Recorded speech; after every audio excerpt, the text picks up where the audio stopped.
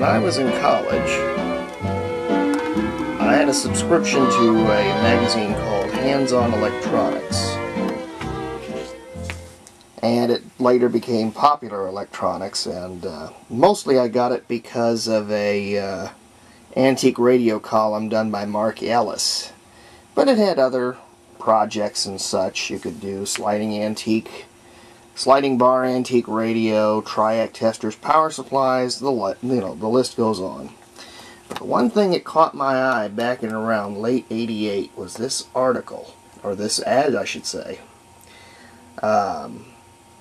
Shortwave radio books from a company called Lindsay's Electrical Books out of Bradley, Illinois.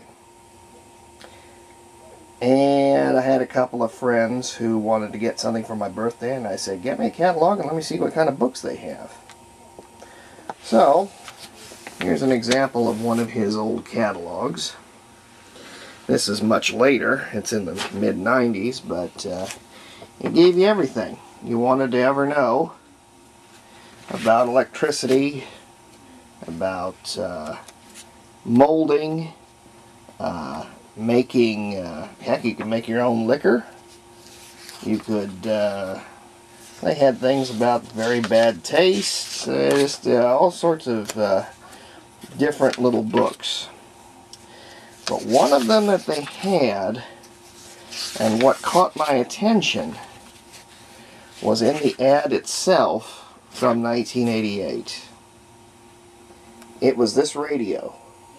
I looked at that and I thought, that is the most bizarre thing I've ever seen in my life. I would not mind building something like that. Now mind you, I had only been in the collecting hobby for about 2 or 3 years, and my restoration skills were, I guess the word's middling at best.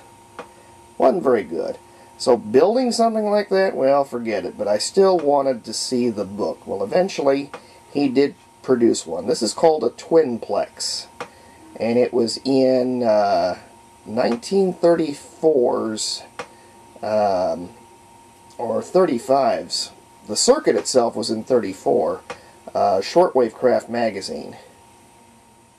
Eventually he made a book on how to build one of these, and this is my example. I built this in 2002. What is unique about it is most homebrews of that time period, you'd have a metal plate, or a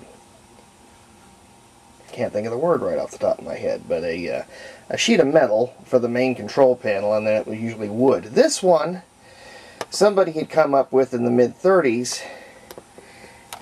It's one piece of steel, cut just to shape, and then all of your parts hang on it.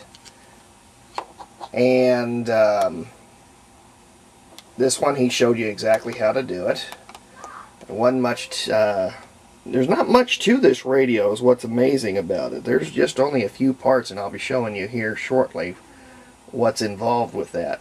Your layout for your controls, very straightforward. Your antenna and ground. Your headphones would go here. A vernier dial for your main tuning. Rheostat to bring up the voltage for your tube, and then the regeneration control. That's it. With this, you can pick up all over the world if the coils are properly, can't speak today. Hey, how you doing? Drugs are working good for me today. With the coils properly adjusted the way they should be. Here's the back of mine. I hope you don't mind the cluttered desktop. I've had about 3 or 4 projects I've been working on all at once, and well, it needs to be cleaned up again. The set uses a 2-in-1 tube called a 19. It's literally 2 tubes in one. One side is used as the detector, the other is the amplifier. And it in turn will give excellent headphone volume. I'm using a loudspeaker right now just to be able to demonstrate this for you here. I wanted to make this thing look as vintage as possible. So, the things that I were able to find while building it, they recommended using ceramic standoffs for the tubes and also the coils. I was able to find those at a surplus outlet. My capacitors I stuffed, and recently I redid, see if I can find this here. In fact, I know I can. Recently found a vintage Sprague 600 line paper capacitor cover. And somewhere along here I had the reproduction all laid out, but you know how that goes. Best laid plans. Hang on a minute. Maybe this is it. Yes, it is. There it is. I cleaned up the graphics and did it this way. Let me bring some more light over here. There we go. And this is the reproduction. I then wrapped those reproductions. Well, first what I did, I wrapped the capacitor in some cardboard, made it black, and then just did blobs of hot glue on either side, and then wrapped the capacitor with these vintage covers to make them look mid-30s. And personally, I think they look real good. Recently redid these because my first generation covers were done on inkjet. And Hewlett-Packard at one point during the early 2000s took the nickels out of the formula on their red inkjet colors, and they fade terribly. I remember them saying something like these are going to be archival quality and the pictures, whatever were printed, were going to last 100 years. Well, Barbara Streisand is all I can say about that. Wasn't even 5 years they had faded and they just looked terrible. This is done on LaserJet. Other vintage components. This is where I'll need the light. There we go. I took a couple of carbon copper resistors and used those. There's another vintage paper capacitor. I had a bunch of parts that my brother and sister-in-law had gotten me. One of the sister-in-law's relatives had a bunch of vintage parts, so I used those. As of such, I cut down the tuning capacitor that was on this one, cut it down the plate so it'd only be 3 of those, and found a vintage rheostat. I cannot remember where I found it. I think it's a what is that model? I can't see it. Well, it's vintage, I can tell you that. It was new in the package, as a matter of fact. And followed the rest of Lindsay's instructions. The antenna coupling capacitor is here. Then you have your coil. And this is nothing more than a tube base, a 4-pin tube base. I needed a way to put my voltages in their proper place. So instead of a sheet of bakelite, I took masonite, pounded it with black spray paint, shined it up, and then I also did the labels for the respective voltages. I have 2 of these off right now because I'm going to be using alligator clips in the demonstration. I had assembled all my parts, and so now it was just a matter of cutting the chassis. I had laid this out on a sheet of 8.5 by 11 paper, roughly laid out where everything was going to be, got it cut on a piece of sheet steel, and then sprayed it, you can see, with wrinkle finish paint. Got it all done. Got all my vintage knobs and stuff. I had bought, this is a National Velvet Vernier. It's a slow motion dial. This is not the original one that I'd put on here. The original one, I can't remember where I'd gotten it. I probably got it off of eBay. But the problems I was having after I'd built this was this would slip. You would turn and turn and turn and nothing would move along here. So I thought maybe I had something wrong with the mounting of the tuning capacitor. Maybe it was pushing down or pushing up and preventing this from moving freely. Well, during our little winter apocalypse we had a couple of weeks ago, I thought I'd go on ahead and try tackling this, since I've been working on a bunch of homebrew projects, and find out just what the hell was causing it. I found out to my amazement it was nothing to do with the tuning capacitor. This was defective. In fact, I think I've got the parts here. This is the planetary drive for one of those velvet verniers. There's a plate on top, then you got the planetary, and then there's a ring that goes around, and then there's another plate on the bottom. This is all held together with pressure. Somebody at one point had taken this apart. Now, that's the first time I ever saw a velvet vernier, so I didn't know these were even... I thought this is how the thing was designed to begin with. It found out it was never really supposed to be taken apart. So I thought, okay, I'll degrease it, re-grease it, and try again. Fail. Did not work. Still slipped. So I said, okay. I knew for a fact in some of my junk expeditions that I was doing, which basically was taking some of the crap that I'd had in the garage and sorting through it and figuring out what I had and what I didn't, which, by the way, I might add is almost like Christmas time whenever I do it. I have stuff that I didn't realize I had, and it's like, oh, that's a neat gift to myself. Any event, in one of those little expeditions, I remembered I had a spare one of these that I had bought at one point or another. The problem was, it was out in the car, and it was 40 below outside. So I bundled up, got it, and the weird thing about it, I think it was in this paper sack. This, or not paper, this is what I wanted to say, it was plastic.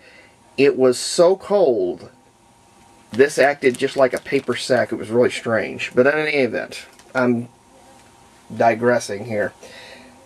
Went ahead and put this on, worked perfectly. So, at this point, I wanted to try demonstrating it, but the other thing that I was missing in the time that I had built this and later on, I only had one coil. The other two, they're around somewhere. I'll be damned if I can find them. And I remember in one of my little junk expeditions seeing them, didn't think about pulling them out because I didn't think I was going to be building this one. In any event, let's get back to the coils, because eventually I wound up building a few more of these. This is one of the original ones. It's a 4-pin tube base, complete with the little pip, I guess, to guide you as which, let me see, which ones were those? That lets you know which ones were the small pins. Okay.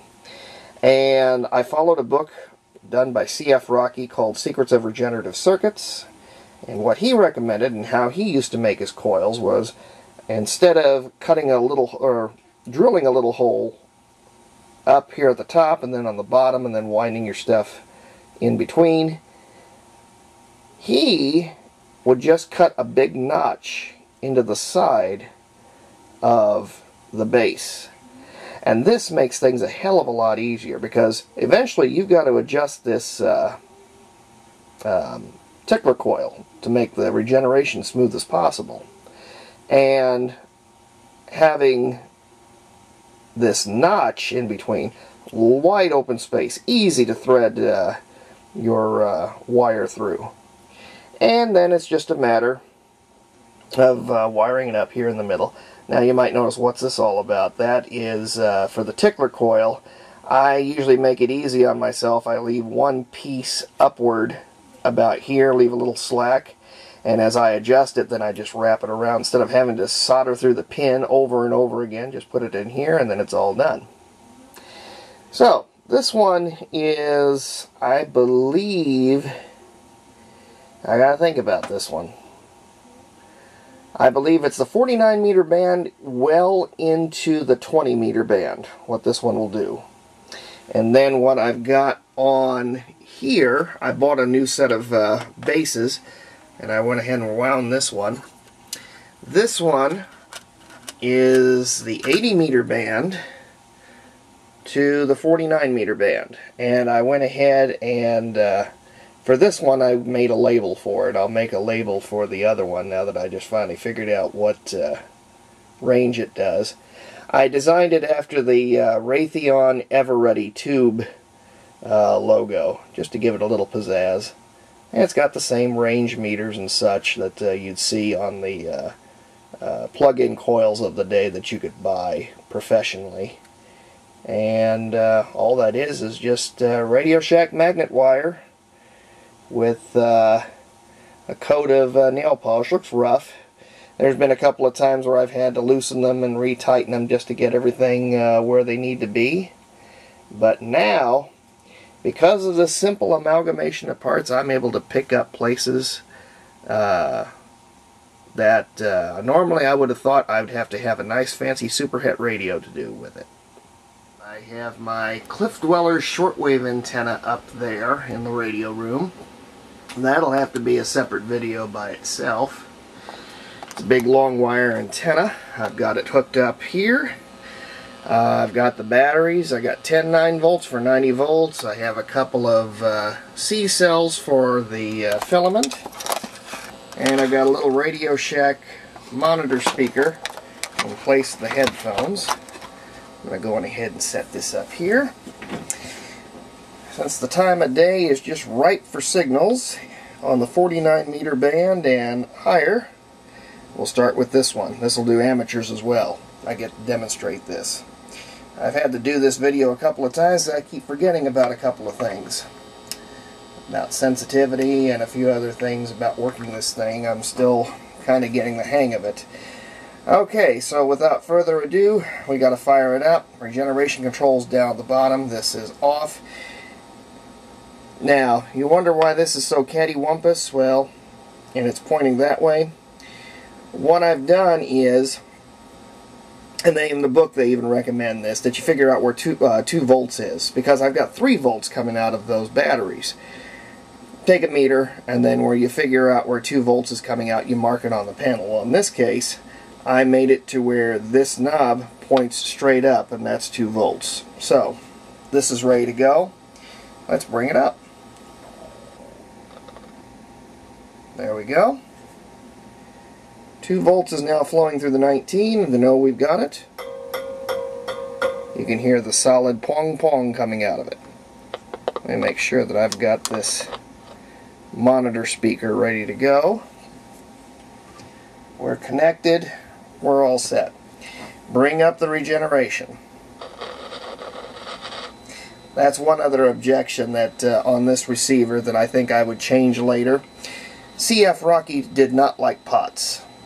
Absolutely hated them. He preferred regeneration done through what was called a throttle capacitor, which was a small capacitor that you would easily tune, because with these, noise. But this is exactly how the 1934 design was done, so that's why we're doing it this way. So I'm bringing it up. There we go. Turn the regeneration down a little bit. This is in the 49 meter band, and already we got signals.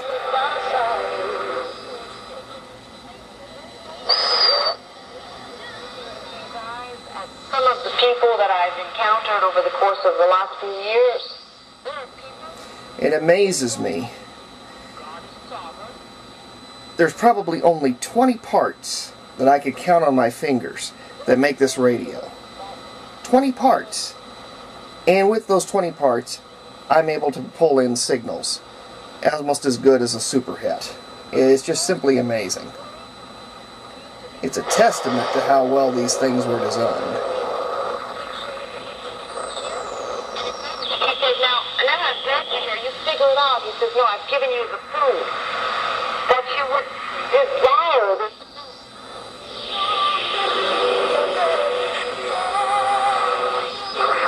You can see, dial is just full of stations.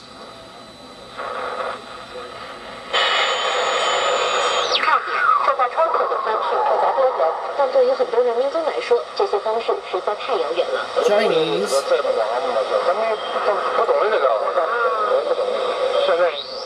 The Doerle actually puts together. She puts the script together for us, and then I just kind of do it here on my own.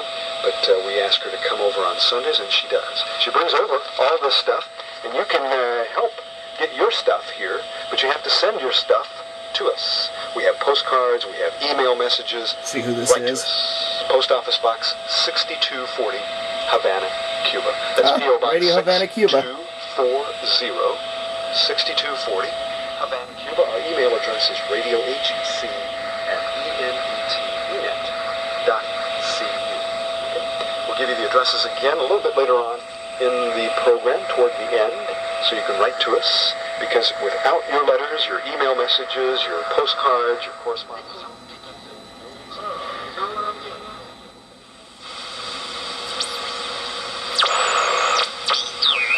There you go.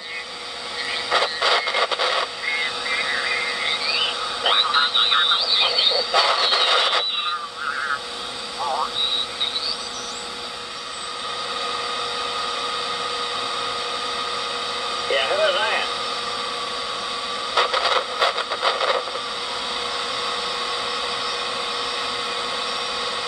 That must be, that's hey, Doc, you need to turn your radio down.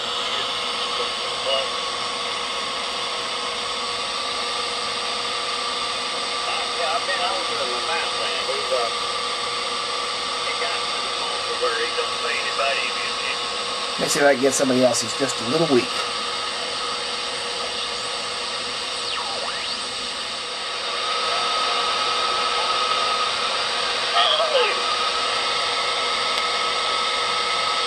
Where you been? No. I guess it's the wind. See, it can be done. It's just very touchy.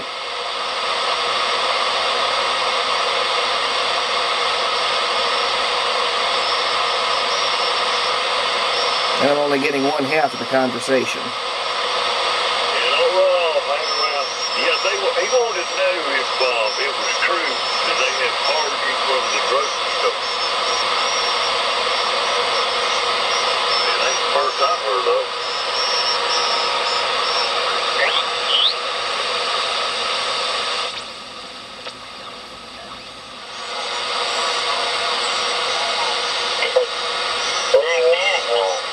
Had to do a little adjustment on the antenna, but I got them in. That's the other aggravating thing. You have to adjust the antenna with a little screwdriver. That's how they did it in the 30s. But now I'm doing it just like they did it. But now I've got an amateur on here. When he speaks again, you'll hear him.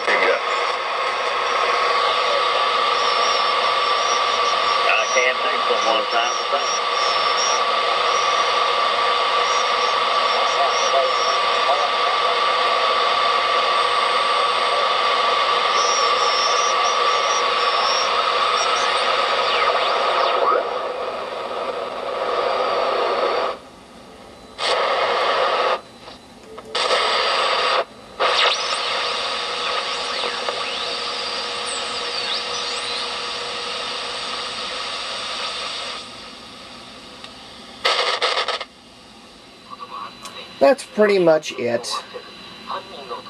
Good demonstration of 1930s technology. Once again, this is a 1934 Twinplex, which was in the pages of Shortwave Craft magazine. My version, built in 2002 and refined in 2014.